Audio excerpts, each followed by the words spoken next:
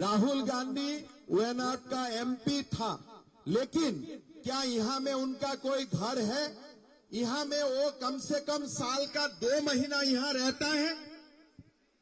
രാഹുൽ ഗാന്ധി വയനാട്ടിലെ MP ആണ്. അദ്ദേഹത്തെ ഇവിടെ കാണാറുണ്ടോ? അദ്ദേഹം വർഷത്തിൽ 2 മാസമെങ്കിലും ഇവിടെ വന്ന് നിൽക്കാറുണ്ടോ?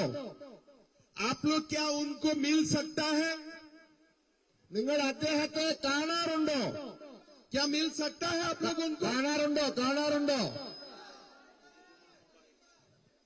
क्या आप लोग उनको मोबाइल फोन से बात कर सकते हैं? നിങ്ങൾക്ക് അദ്ദേഹവുമായി മൊബൈൽ ഫോണിൽ സംസാരിക്കാൻ സാധിക്കുന്നുണ്ടോ? कभी वो आप लोगों को दिल्ली में बुलाता है खाना खाने के लिए? അദ്ദേഹം ഭക്ഷണം കഴിക്കാൻ നിങ്ങളെ ആരെങ്കിലും ഡൽഹിയിലേക്ക് ക്ഷണിച്ചിട്ടുണ്ടോ? तो उनको आप क्यों वोट देते हो? പിന്നെ എന്തിനു നിങ്ങൾ അദ്ദേഹത്തിന് വോട്ട് കൊടുക്കണം? तो राहुल गांधी यहाँ एमपी नहीं है, यहाँ वो टूरिस्ट है। टूरिस्ट हिसाब से वो आते हैं और टूरिस्ट हिसाब से वो चला जाता है। രാഹുൽ ഗാന്ധി ഇവിടുത്തെ പാർലമെന്റ് അംഗമല്ല. അദ്ദേഹം ഇവിടെ ഒരു വിനോദസഞ്ചാരിയാണ്. ഒരു വിനോദസഞ്ചാരിയായി വരുന്നു, വിനോദസഞ്ചാരിയായി പോകുന്നു. एक पार्टी के लिए अपना फ्लैग माँ जैसा होता है. ഒരു രാഷ്ട്രീയ പാർട്ടിക്ക് അവരുടെ പതാക സ്വന്തം അമ്മയെ പോലെയാണ്. अभी राहुल गांधी का नॉमिनेशन हुआ, मुस्लिम लीग ने उनको धमकी दे दिया कि यार जाना है तो मेरा फ्लैग लेके जाना है। राहुल ने बोला भाई कांग्रेस का फ्लैग भी नहीं, तुम्हारा फ्लैग भी नहीं, हम लोग अकेला बिना फ्लैग को ही नामांकन देने जाऊंगा. ഇവിടെ രാഹുൽ ഗാന്ധി നാമനിർദ്ദേശ പത്രിക സമർപ്പിക്കാൻ വന്നു. അപ്പോൾ മുസ്ലിം ലീഗ് ഭീഷണിപ്പെടുത്തി ഞങ്ങളെ കൊടി പിടിക്കണമെന്ന് പറഞ്ഞു.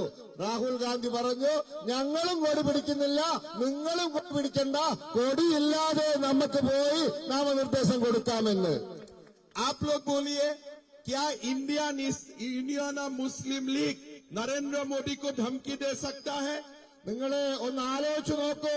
ഇതുപോലെ ഈ ഇന്ത്യൻ യൂണിയൻ മുസ്ലിം ലീഗ് നരേന്ദ്രമോദിജിയെ ഭീഷണിപ്പെടുത്തുമോ?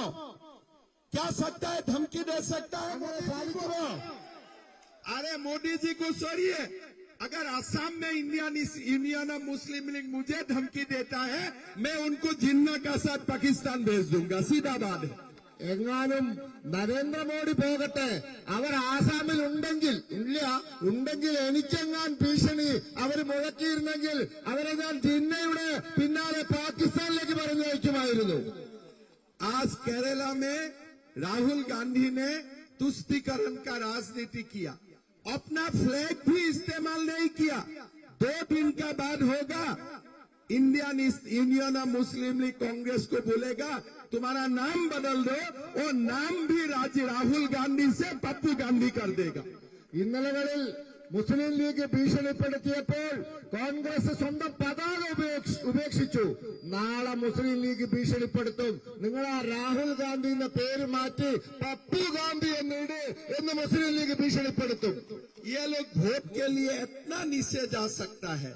वायनाड से कोई उनका प्यार नहीं है, आप लोगों से कोई प्यार नहीं है, उनको सेफ सीट चाहिए, इसलिए वो केरला में आया. लेकिन सुरेंद्र जी सन ऑफ द सॉइल है, आप लोगों को सेवा करेगा, आप लोगों के लिए काम करेगा, और पार्लियामेंट में आप लोगों के लिए आवाज उठाएगा. ഇവര് 4 വോട്ടിന് വേണ്ടി എത്ര താഴ്ന്നു വേണമെങ്കിലും പോകും. ഇവർക്ക് നിങ്ങളോട് സ്നേഹമൊന്നുമില്ല. ഇവർക്ക് ഒരു സുരക്ഷിത മണ്ഡലം വേണം. അതിന് വയനാട്ടിൽ വന്നിരിക്കുന്നു. അത് മാത്രമാണ് ഇവർക്കുള്ളത്. ഇവര് ഈ വയനാടിനെയോ നിങ്ങളെയോ സ്നേഹിക്കുന്നില്ല. നിങ്ങൾ സുരേന്ദ്രജിയെ വിജയിപ്പിക്കൂ. അദ്ദേഹം ഈ മണ്ണിന്റെ പുത്രനാണ്. അദ്ദേഹം നിങ്ങളോടൊപ്പമുണ്ടാകും. നിങ്ങളുടെ കാര്യങ്ങൾ പാർലമെന്റിൽ ഉച്ചസ്ഥരം ഘോഷിക്കാൻ അദ്ദേഹം ഉണ്ടായിരിക്കും. आप लोग बताइए, 5 साल में राहुल गांधी ने संसद में कभी भी आप लोगों का बारे में कुछ बताया?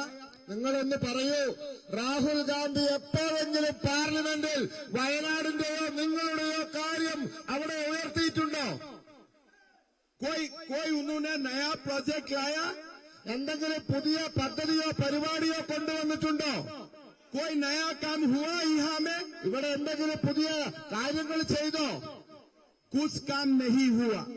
अभी यहाँ वो लोग नाटक कर रहा है कि सीपीएम और हमारा दुश्मनी है। केरला में सीपीएम और कांग्रेस फाइट करता है दिखाने के लिए, और दिल्ली पहुंचने से ही इलू इलू करता है, आई लव यू करता है। ഇവിടെ നാടകം കളിക്കുകയാണ്. ഇവിടെ സിപിഎമ്മുമായി വെറുതെ ശണ്ട കൂടും. ഇവര് ഡൽഹിയിൽ പോയാൽ പ്രേമത്തിലാണ്, സ്നേഹത്തിലാണ്. അതുകൊണ്ട് ഇവർ നാടകം കളിക്കുകയാണ്. बंगाल में सीपीएम और कांग्रेस का इलू इलू है। ബംഗാളിൽ സിപിഎമ്മും കോൺഗ്രസും പ്രണയത്തിലാണ്. तमिलनाडु में सीपीएम और कांग्रेस का इलू इलू है। തമിഴ്നാടിൽ സിപിഎമ്മും കോൺഗ്രസും പ്രണയത്തിലാണ്. सारा देश में सीपीएम और कांग्रेस का इलू इलू है, और केरला में दोनों ड्रामा करता है। രാജ്യത്തിന്റെ എല്ലാ സംസ്ഥാനത്തും സിപിഎമ്മും കോൺഗ്രസും പ്രണയത്തിലാണ്. കേരളത്തിൽ മാത്രം നാടകം കളിക്കുകയാണ്. तो इसीलिए ना सीपीआई को, ना सीपीएम को, ना कांग्रेस को, अगर हमें केरला को आगे लेके जाना है तो खाली मोदी जी को, बीजेपी को हमें वोट देना है। അതുകൊണ്ട് സിപിഐക്ക് കൊടുക്കരുത്, സിപിഎമ്മിന് കൊടുക്കരുത്, കോൺഗ്രസിന് കൊടുക്കരുത്. കേരളത്തിലെ പുരോഗതിയിലേക്ക് നയിക്കണമെങ്കിൽ നിങ്ങളെ വോട്ട് അത് ഭാരതീയ ജനതാ പാർട്ടിക്ക്, സുരേന്ദ്രന് കൊടുക്കണം.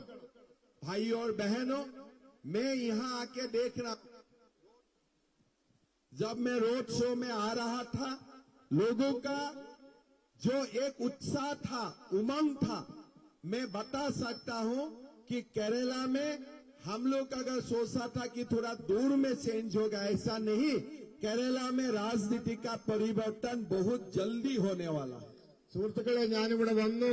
ഈ റോഡ് ഷോ നടക്കുമ്പോൾ ഇവിടെ ഇത് കണ്ടപ്പോൾ എനിക്ക് മനസ്സിലായി, നമ്മളൊക്കെ വിചാരിക്കും പോലെ കേരളത്തിലെ രാഷ്ട്രീയ പരിവർത്തനം അങ്ങ് ദൂരെയൊന്നുമല്ല, അത് വളരെ പെട്ടെന്ന് തന്നെ നടക്കാൻ പോവുകയാണ്. सीपीएम और कांग्रेस दोनों का काम भारत में और नहीं चलने वाला है। सीपीएम और कांग्रेस का अभी कोई चुनाव नहीं जीतने वाला है।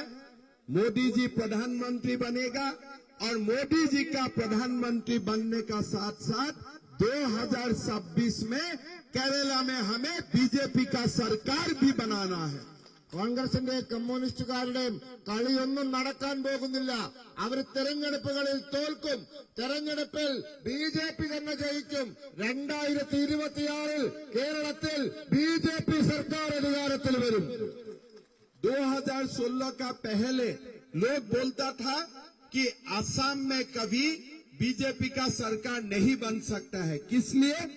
असम में 36% मुसलमान हैं। लेकिन हमने दिखा दिया कि खाली सरकार नहीं बनाया, हमने दो बार सरकार बनाया, और 2026 में हम 126 सीटों के अंदर में 100 सीट लेके हम लोग सरकार बनाने जा रहे हैं। ആസാമിൽ